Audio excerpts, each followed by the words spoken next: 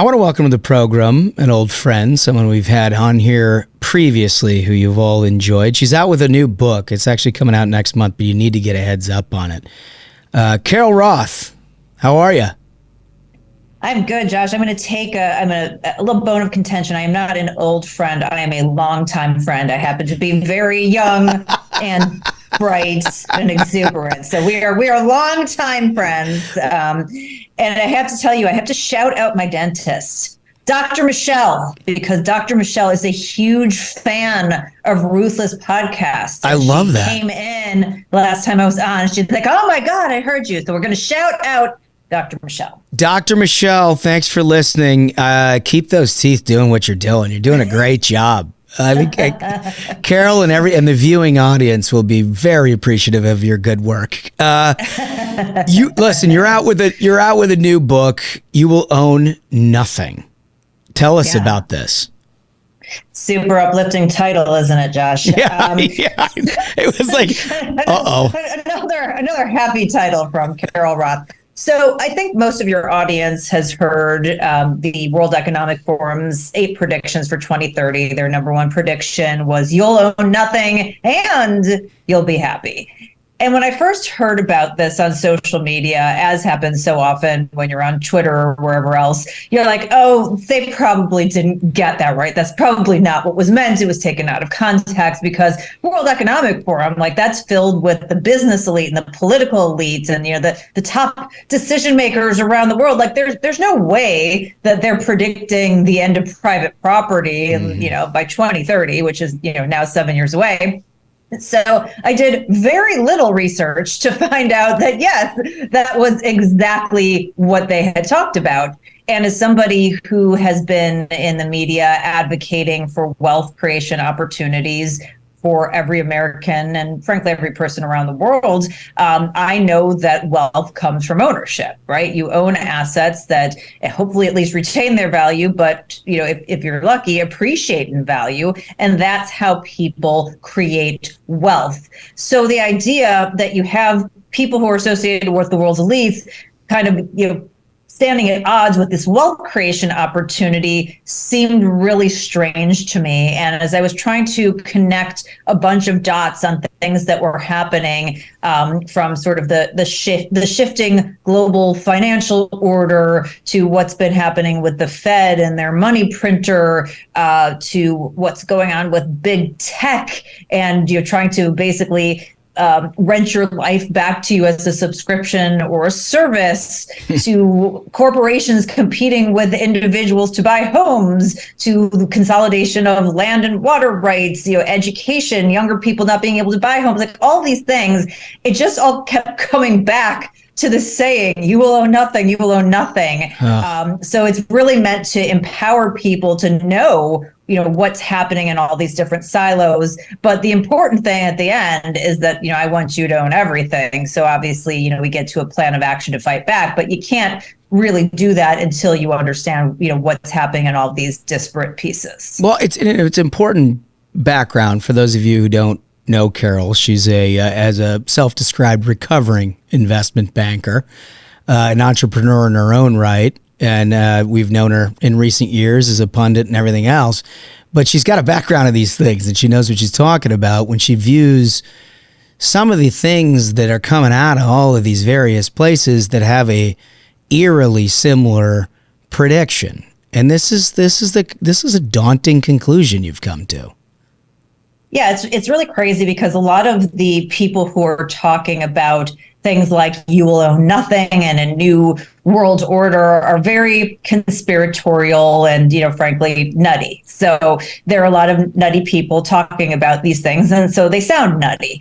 And what I wanted to do in this book was to do a lot of research and let the individuals speak from themselves and take the conspiracy element out of it. I mean, something as simple as, the new financial world order or the new world order. Again, you tell people and they're like, oh, that's tinfoil hat stuff. Yeah. But it doesn't, again, take much research. You type in Joe Biden, New World Order, and you will find all searches and all these results for him talking about this. He talked about this on March 21st, 2022, in front of the Business Roundtable, which is all of the leaders of the biggest companies, the CEOs of the biggest companies in the US. And he says, this is something that happens every 3 to 4 generations, which is true, and we can revisit that in a second, and that there's going to be a new world order out there, and we've got to lead it. So, they're saying these words, they're saying these things. This isn't a conspiracy unless you happen to think the president is also a conspiracy theorist. And I think lots of things about the president,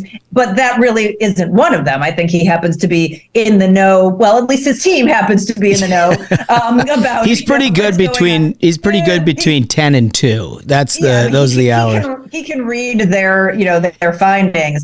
But, this is reality. I mean, this is something that happens throughout history.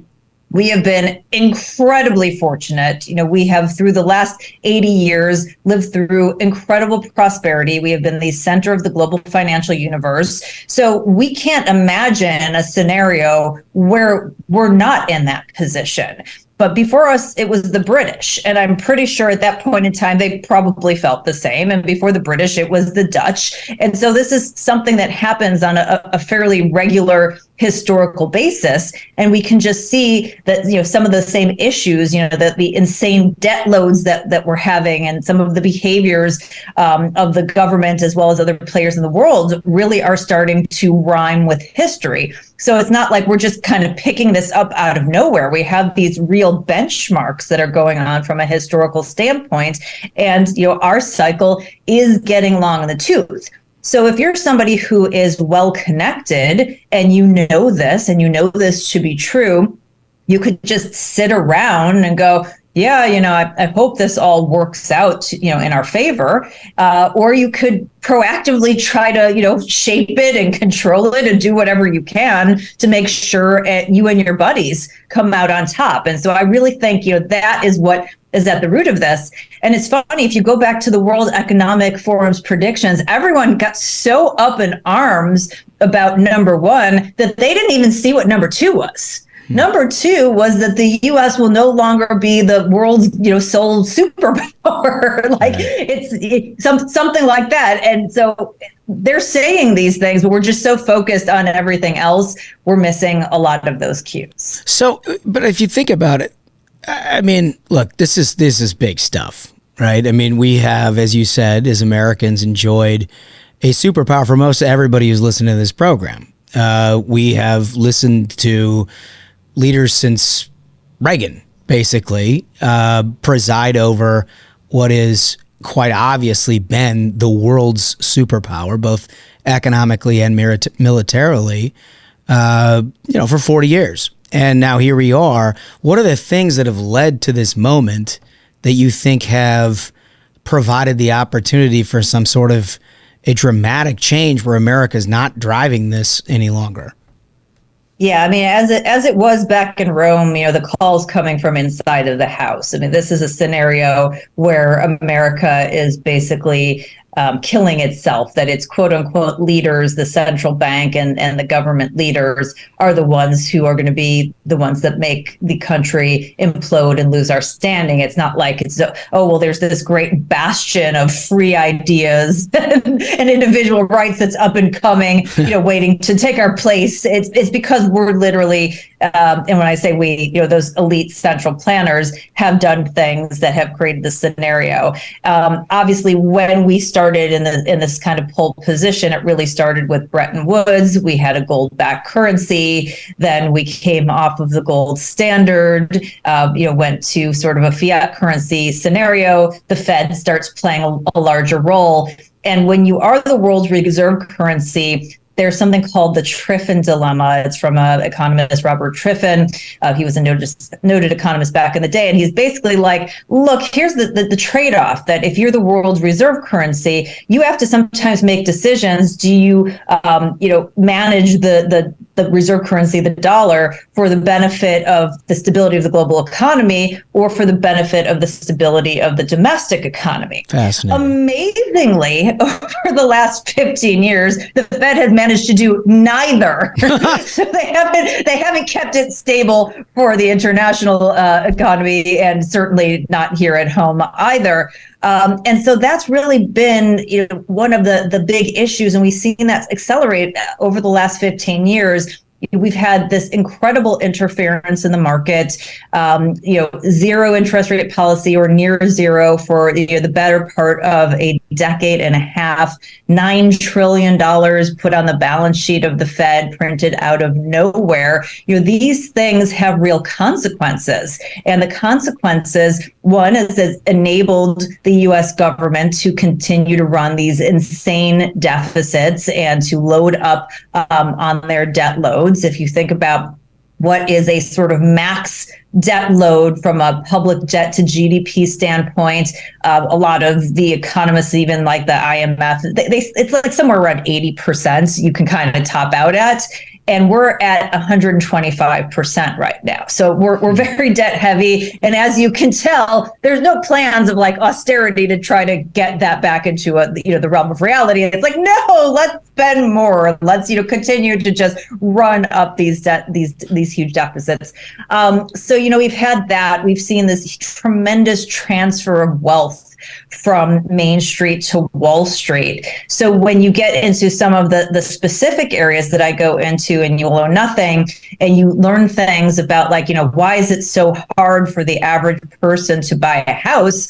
A lot of it is tied to this very complicated policy that people don't really understand, that basically interfered in the market in a way that not only inflated the asset values and kept driving up the prices of the houses, but then also created a scenario where the people who didn't have assets, your average Americans, weren't earning anything on their savings, now are contending with inflation. And so you're kind of getting it coming and going. Yeah. And so that really, it is our own fault. And then even just on a world stage, when you see somebody like China making a huge play here, obviously China, has a big ego and they want to, come out onto the world stage, but they couldn't do that if we weren't screwing things up.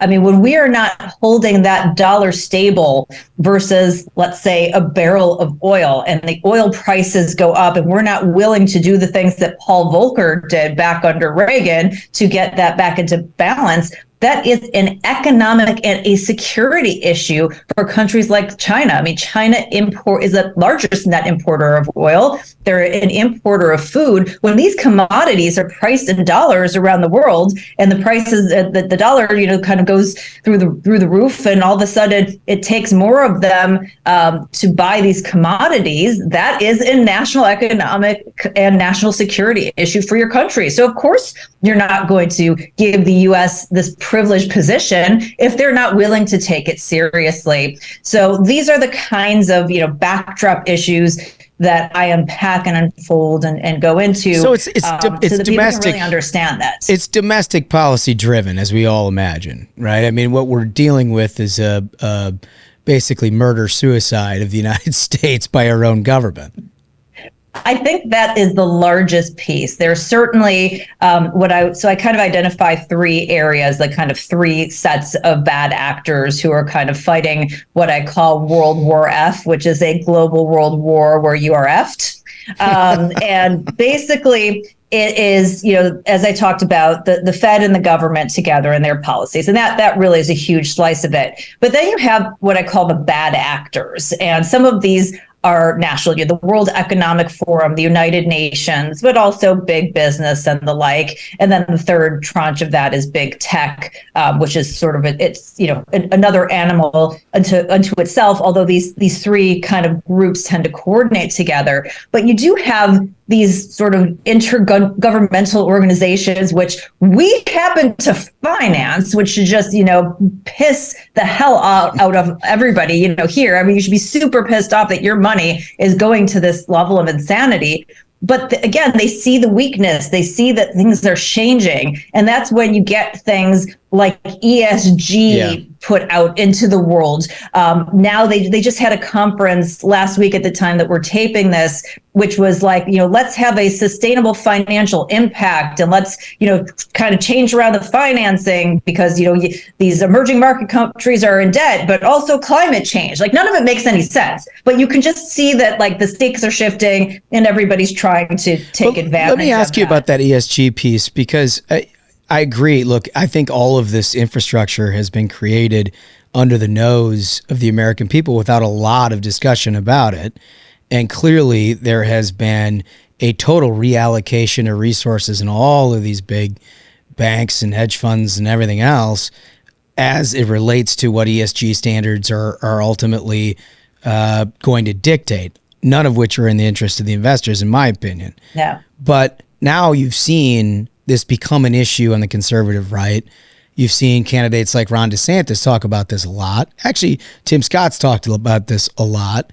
A number of people have been in this discussion, raising it to a level of national discussion. And you saw last week Larry Fink come out and say, maybe this was not such a great idea. Is that progress? Let's unpack. So it is that obviously Larry Fink, for those who don't know, is the head of BlackRock, which is the largest investment firm in the world. At one point, about a year ago, they had $10 trillion in assets under management. Then like a year later, it was just about 9, depending on where the markets are. It's probably somewhere in between that level. But yeah, he's taking a lot of heat because he, by the way, super tied into the WEF, and one of the people who championed bringing this into the business world, has been personally taking a lot of flack for it. So it's very interesting. He's at this Aspen Ideas Festival, kind of the domestic version of the WEF. I don't know when these people work. They just go around to all these festivals on their private jets and sit in their mansions and, run up the carbon footprint and then tell us that we can't have, wood-fired pizza anymore. That this is kind of what they do, I guess, with their free time. Well, Carol, when you're famous, they let you do it. Well, yeah, they're the important people. How they have to save the planet. We'll come back to that in a second because I've got a funny story to share with you on that. But yeah, you've got Larry Fink, who's taking a lot of heat. So what he said is that he's not going to use the term ESG anymore because it's been politicized. He did not say that he's going to go away from the concept of bullying businesses and using business social credit to get them to do what they want. I think James Lindsay is saying conscious capitalism. There will be some other moniker that is just ESG with different branding that is the same thing. It's business social credit that changes based on the whims of a handful of people, and they use bullying tactics and, frankly, your money to not ensure that you get a good return on investment because they don't care about that, but to instead take that and use that to hold companies hostage. Let me ask you about this. Let me ask you about this just to put a finer point on it, because I do think, look, you can't deny the ESG situation. You can't deny how that has perverted capitalism in this country. All of it is just so obvious to anyone with a brain. The question I have is whether or not you think this is a result of, I think you categorized it as sort of an elite few making decisions, or whether or not there has been a concerted effort on the left to basically industrialize a movement in boardrooms that make it impossible to ignore, for people to have to implement these sort of things in order to do business at all.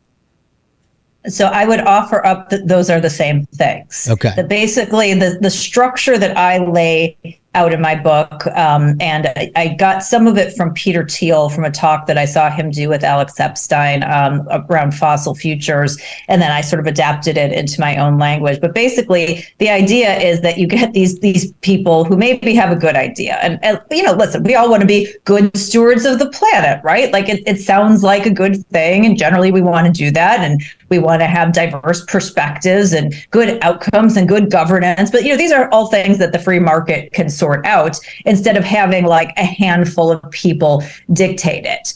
But what happens is you get these bad actors and these profiteers who co-opt the idea and then they find out ways to make money. And that's, kind of one of the other issues with ESG is not only is it a capital diverter and sort of business social credit. Yeah, there's somebody who owns the other, is somebody that owns the other deal, right? Not only is there someone who owns it, but in many cases it's a scam. Yeah. It's taking low cost index funds and we're slapping ESG on it, and now we can charge higher fees. And so there's actually, and I lay this out in the book as well, all kinds of what they call greenwashing scams associated with ESG, where people are just, and businesses are slapping ESG labels on things just to extract fees.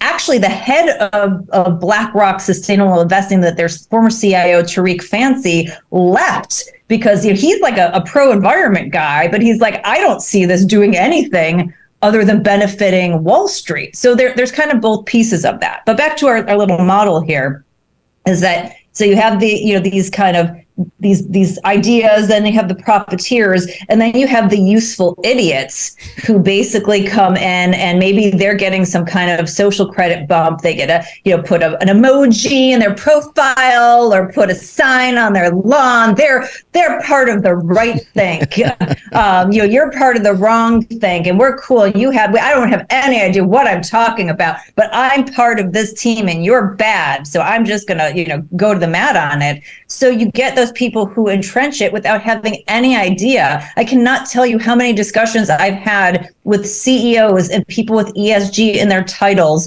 including of publicly traded companies that don't know what ESG is, don't know where it came from, and some who've never even heard of the World Economic Forum. They can give you a corporate glossary of the politically correct terms, but no idea what the underlying impact is, right? Yeah. So that's where it comes down to. But back to my funny story. So this is one that I share in the book that I think your audience, knowing the Ruthless nation here, I thought that they might like, is this whole kind of concept of you have this handful of people who are running around to these conferences and saying like, we're going to do what's great for the world. It just reminded me of a vintage Twilight Zone episode. And in this Twilight Zone episode, you have aliens who come down to Earth from another planet. And when they land, of course, everybody is very skeptical. And why are you here? And what do you want? And they said, listen, we see that you guys have wars and famine and all of these problems, and we just want to help you. Like, we know better. We've solved these things. We have the technology. So just altruistic. We're just here to help. That's our plan. And, the people of Earth, of course, are somewhat skeptical. So they put them through a lie detector test, which they pass. And at the same time, one of the aliens leaves behind a book on accident, and it goes to this like kind of CIA type of group, and they start to decode it, and they decode the cover of the book, and the book is called To Serve Man. And they went, well, that's great. This is what they've been saying. They're here to help us. They're here to serve us. It's a noble cause. I think we should go for it. So, everyone's like, okay, well, the aliens are great. Maybe we should go visit their planet. So they start lining up, and they're going up the spaceship, and they're going to go to the other planet, including one of these CIA type of guys. So he's in line and he's boarding the ship, and one of his fellow CIA members who have now decoded the rest of the book comes running up and says, "To serve man is a cookbook." And that's all I can think of every time I hear this, like, it's for the good of the nation, it's for the good of society. So serve man, people, is a cookbook. And I think that's what we need to understand. These people aren't altruistic. They're not doing it for your benefit. They don't give a flying F about you. To serve man is a cookbook. And frankly, again, not to get like crazy conspiratorial, but just based on some of the research, I mean, there are movements that are towards depopulation. There are, very well respected, big, important people who think there are too many people on this planet and, somehow, I guess, want to be in charge of, how that goes down. So just if you take nothing else away from this other than buying yourself a copy of the book, To Serve Man is a cookbook. Let me ask you this before we let you go. What the hell do we do about this? So, I take a realistic approach. This is very overwhelming. And, we just kind of scratched the surface of the, 10 or so different areas that I cover. You have to first empower yourself with the knowledge because it requires different tactics to fight back against all of these things. The things that we're going to do to push back against ESG are different than the things that we're going to do to push back against corporations, buying up all the single family homes. So you have to understand it. And we're also not all going to be well positioned to do all of these things. So that's why we have to work together and kind of figure out which ones of us are going to be fighting in this area and which are going to be going in this area. And we're certainly not going to stop a new financial world order from happening either, right? But we can delay it. We can certainly push to, maybe buy us some time and at least slow things down. So the most important thing that you can do is you can set yourself up that if things were to change in the short term, because we know the trajectory, we just never know duration, just like the financial markets, that, if there is this period of change and chaos, that you've done the things to set yourself up behaviorally and financially to manage through that chaos. And so it is a lot of behavioral changes as well as, a lot of financial changes. Like, for example, in the realm of CBDC, central bank digital currencies, which we didn't talk about, if the government gets control of your money to the point where they can actually shut off your ability to spend it. Yeah, as we saw in the case of like Canadian banks during the truckers, right? Right. Exactly. The trucker convoy, or, take that up even a level that they want to control inflation, or that they don't like, your social credit, the mean things you're saying on social media, and they want to control it. And that they have actual control over every dollar that you have. What else are you going to do? Are you going to get into precious metals or some alternative assets? Do you have other people you can trade with? Have you made friends with, a rancher or somebody who has chickens so that you can barter and trade? It sounds, again, very preppery. Sounds right? Super dark, I'll be honest. But again, we're talking about hedging, and we're not saying to do all of that. We're just saying to have a plan in place, because you can't be at a point where all of a sudden things shift and then you're standing there processing the information. So if you plan ahead and you have a good diversified portfolio, you make sure that you have some hard assets, that you change your behaviors with technology, that you just kind of live more consciously, that if this is to happen sooner versus later, that you will be prepared and that you can hang on to your wealth. Because, Josh, they want you to own nothing, but I want you to own everything.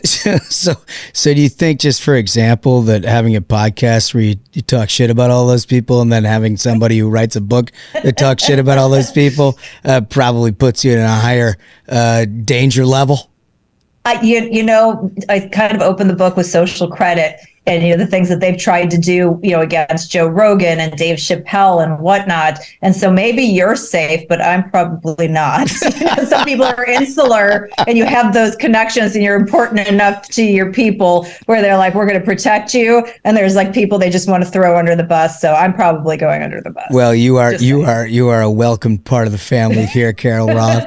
Listen. I'll take refuge. I'm now joined part of the community, and our next podcast will have to be like a prepper circle and figure out what it is that we're all good at, so that we can make sure that during periods of chaos that we have the ability to trade and sustain ourselves. Well, again, simple things like if you have an opportunity to like stockpile some medicine, like if you have a life-saving medicine, like, I'm not telling you how to do it because I don't want to break any laws, but just find a way to see if you can get some extra and not be going, month to month on that. When it comes, Carol, Duncan is well prepared. Duncan's well prepared. We're all going to Duncan's. So I appreciate it. I love it. Listen, this is Youll Own Nothing is by the incredible Carol Roth. Believe it or not, despite our discussion today, she's a hell of a lot of fun at cocktail parties. Every one of her friends tells me she's the funniest person they know. So thank you for joining us. You didn't mention that I did this in my Duke and Duke Commodities Brokers t-shirt, which if you go to LinkedIn, I have changed my work experience to say that I work at Duke and Duke, and all of my things like, I do research on frozen concentrated orange juice. I try to get the machines turned back on, although unsuccessfully. I do all these duties for $1. So like, this is actually what my LinkedIn profile says. I love it. Endicott Steel. We're all getting into it. Exactly. I love it. Carol Roth, thanks for joining us. Thank you. Thank you so much.